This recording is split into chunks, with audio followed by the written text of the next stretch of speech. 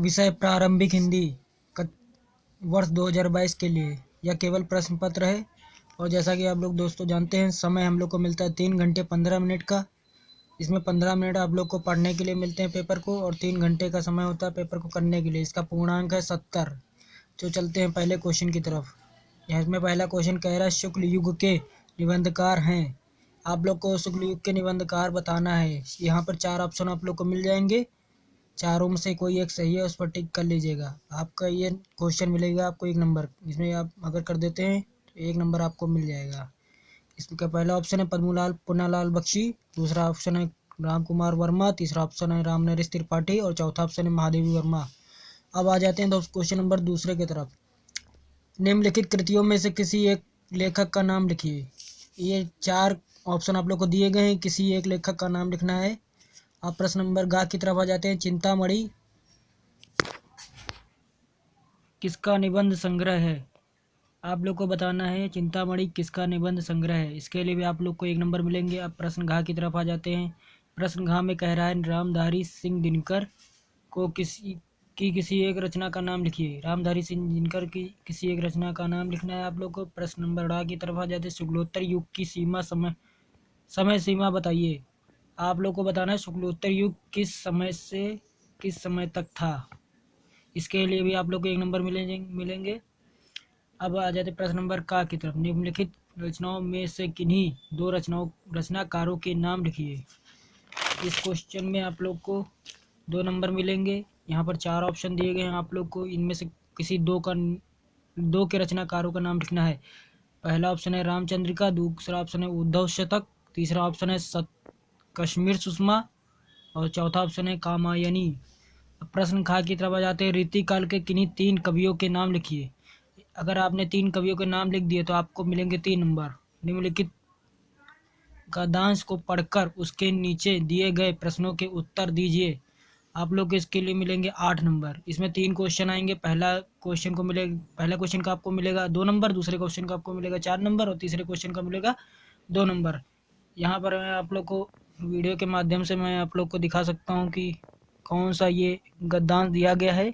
आप लोग पढ़ लीजिएगा, मैं पढ़ कर नहीं बताऊँगा। अब इसके मैं प्रश्न जरूर पढ़ दूंगा। इसमें पहला क्वेश्चन है उपरोक्त गद्यांश का संदर्भ सहित अर्थ लिखिए, और दूसरा क्वेश्चन है रेखांकित अंश की व्याख्या कीजिए, और तीसरा क्वेश्चन है सामान्यतया लोग व्यक्ति में क्या गुण देखकर मित्रता कर लेते हैं। अब प्रश्न नंबर 4 की तरफ आ जाते हैं। निम्नलिखित पद्यांश का संदर्भ सहित अर्थ लिखिए। इसके लिए मिलेंगे आपको 8 नंबर। इसका पद्यांश में पढ़कर बता दूंगा आपको। चरण कमल बंदो हरिराय, जाकी कृपा गिरी लांधे, अंधे को सब कुछ दर्शाई, बहिरे सुने गूंग पुनि बोले, रंग चले सिर छत्र धराई, सूरदास स्वामी करुणा में बार बार बंदो ती पाई। आप लोग का इसका संदर्भ सहित अर्थ करना है। अब प्रश्न नंबर 5 की तरफ आ जाते हैं। निम्नलिखित अवतरण में से संदर्भ सहित हिंदी में अनुवाद कीजिए। इसके लिए मिलेंगे आपको 6 नंबर। ये जो आपको दिख रहा है अवतरण, इसको आप अगर संदर्भ सहित का अर्थ कर देते हैं तो इसके मिलेंगे आपको 6 नंबर।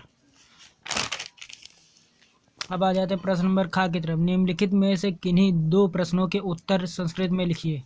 ये संस्कृत का पोर्शन है, इसके लिए भी आप लोग को 2 नंबर मिल जाएंगे। यहाँ पर जो 4 ऑप्शन दिख रहे हैं, इनमें से किसी 2 का उत्तर संस्कृत में लिख देंगे तो आपको मिल जाएंगे 2 नंबर। प्रश्न नंबर 6 की तरफ आते हैं। निम्नलिखित में से किसी एक लेखक का जीवन परिचय दीजिए तथा उनकी 2 प्रमुख रचनाओं के नाम लिखिए। इसमें पहला ऑप्शन है आपको आचार्य रामचंद्र शुक्ल का, और दूसरा ऑप्शन है डॉक्टर राजेंद्र प्रसाद का, और तीसरा ऑप्शन है डॉक्टर भगवत शरण उपाध्याय का। अब प्रश्न खा की तरफ आ जाते हैं। निम्नलिखित कवियों में से किसी एक का जीवन परिचय लिखिए तथा उनकी 2 प्रमुख रचनाओं के नाम लिखिए। इसके लिए आप लोग को मिल जाएंगे 3 नंबर। इसका पहला ऑप्शन है सूरदास, दूसरा ऑप्शन है रामनरेश त्रिपाठी और तीसरा ऑप्शन है सुभद्रा कुमारी चौहान। आप इन तीनों में से किसी 2 का कर देंगे तो आपको मिल जाएंगे 3 नंबर। अब प्रश्न नंबर 7 की तरफ आ जाते हैं। हास्य रस की परिभाषा लिखिए तथा एक उदाहरण भी प्रस्तुत कीजिए। हास्य रस की परिभाषा तथा एक उदाहरण लिखकर आप 2 नंबर अच्छे से प्राप्त कर सकते हैं। ये सब सिंपल क्वेश्चन है, ये हर बार आते हैं, हर बार पूछे जाते हैं। अब रूपक अथवा उत्प्रेक्षा अलंकार की साधारण परिभाषा लिखिए। इसके लिए भी आप लोग को 2 नंबर मिलेंगे। दोहा छंद के लक्षणों का उल्लेख करते हुए उसके एक उदाहरण भी दीजिए, इसके लिए भी आप लोग को 2 नंबर मिल जाएंगे। प्रश्न नंबर 8 की तरफ आते हैं। निम्नलिखित में से किसी एक पद का समास विग्रह कीजिए तथा समास का नाम भी बताइए। आप लोग को इसमें से किसी एक का समास विग्रह करना है, उसका समास का नाम भी बताना है, तो आप लोग को मिल जाएंगे 2 नंबर। प्रश्न नंबर ख की तरफ आते हैं। निम्नलिखित मुहावरों तथा लोकोक्तियों में किन्हीं दो का अर्थ स्पष्ट करते हुए उन्हें अपने वाक्यों में प्रयोग कीजिए। 4 ऑप्शन आप लोग को मिल जाएंगे। इसमें पहला ऑप्शन मिलेगा अपने पैरों पर खड़ा होना, दूसरा ऑप्शन है रंग बदलना, तीसरा ऑप्शन है ऊँट किस कारवड़ बैठता है, और चौथा है आँच न आने देना। इन चारों में से 2 का अर्थ और उनका वाक्य प्रयोग अपने शब्दों में करना है, उसके लिए आप लोग को मिल जाएंगे 2 नंबर।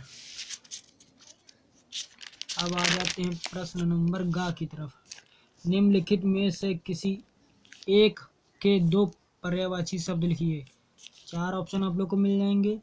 चंद्रमा, आकाश, गणेश, माता। निम्नलिखित शब्दों में से किन्हीं 2 की पहचान कर लिखिए कि वे किस प्रकार के शब्द हैं, तत्सम या तद्भव। इन दोनों में से किसी 2 का लिखिए जो तत्सम है या तद्भव है, उनकी पहचान बतानी है।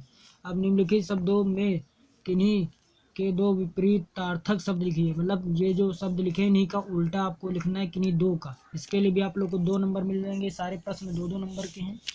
अब आ जाते प्रश्न नंबर 4 की तरफ। निम्नलिखित वाक्यांशों में से किन्हीं के लिए एक एक शब्द लिखिए।